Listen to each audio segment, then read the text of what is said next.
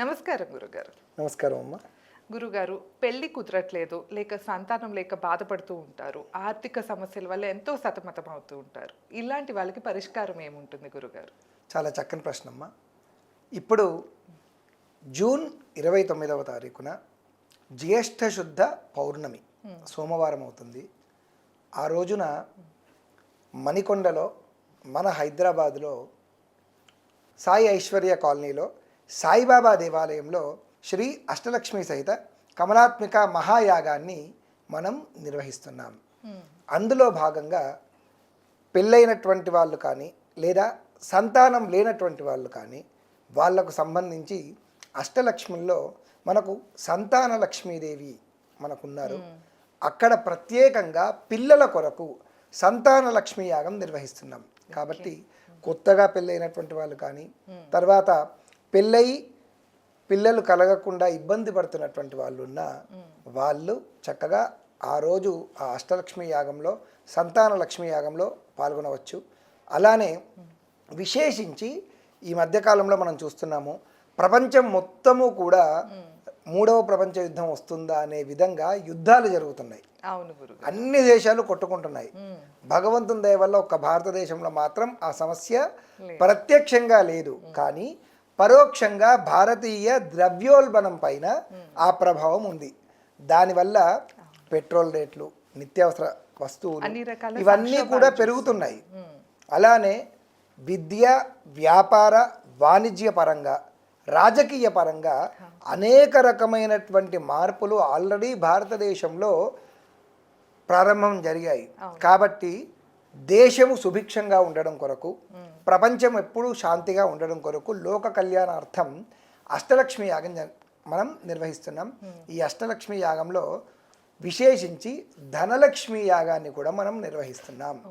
ఆర్థిక పరమైనటువంటి ఇబ్బందులు కానీ, కుటుంబ కలహాలు, కోర్టు సమస్యలు, ఉద్యోగ సమస్యలు, వ్యక్తిగతంగా ఎటువంటి సమస్యలున్నా ఆ సమస్యలన్నిటి నుంచి బయటపడే విధంగా మనము ఈ యొక్క అష్టలక్ష్మి యాగాన్ని కమలాత్మిక మహాదేవి యొక్క మూల మంత్ర సంపుటీకరణంతో చేస్తున్నాం. ఇందులో ఒక ప్రత్యేకత ఏంటంటే, హిమాలయాల్లో చాలా అరుదుగా దొరికేటటువంటి దివ్య దేవతా పుష్పాలను మనం ఇందులో వాడుతున్నాం. దాంతోపాటు శ్రీగంధం చెక్కలు ఏవైతే ఉన్నాయో శ్రీగంధం చెక్కలను మరియు విశేషమైనటువంటి హోమద్రవ్యాలతో చాలా అరుదుగా లభించేటటువంటి దివ్య వనస్పతులతో ఈ యొక్క యాగాన్ని నిర్వహిస్తున్నాం. గురుగారు, నేరుగా వచ్చి ఈ యాగంలో పార్టిసిపేట్ చేయొచ్చా, లేకపోతే ఎలా గురుగారు? ప్రత్యక్షంగా కేవలం 60 జంటలకు మాత్రమే ఇందులో ప్రవేశం ఉంది. ప్రస్తుతానికి 40 జంటలు ఆల్రెడీ ఫిల్ అయిపోయాయి. ఇంకొక 20 జంటలకు మాత్రమే ఈ అవకాశం ఉంది.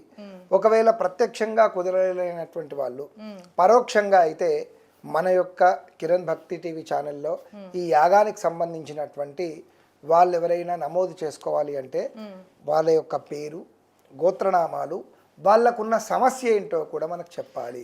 ఎందుకంటే వాళ్ళ సమస్య మనకు తెలిస్తే ఆ సమస్యకు తగినటువంటి విశేష సంకల్పము వారి పేరు మీద వారి గోత్రనామాలతో మనము చెప్పి చేయించి వాటి యొక్క తీర్థ ప్రసాదాన్ని వాళ్ళ యొక్క అడ్రస్కి మనం కొరియర్ ద్వారా పంపించవచ్చు. ఈ అవకాశాన్ని భక్తులందరూ కూడా చక్కగా వినియోగించుకోవాలి. ఎందుకంటే ఈ యాగము చాలా విశేషమైనది.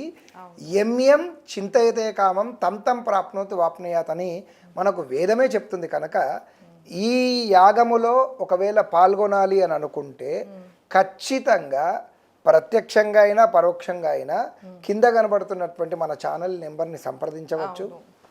ఆ అమ్మవారి యొక్క అనుగ్రహం వల్ల అందరూ కూడా ధనకనక వస్తువాహన పుత్రపౌత్ర ధేనుకాంచనాలతో అందరూ పిల్లా పాపలతో సుఖంగా ఉండాలి అని నేను మనస్ఫూర్తిగా ఆశిస్తున్నాను.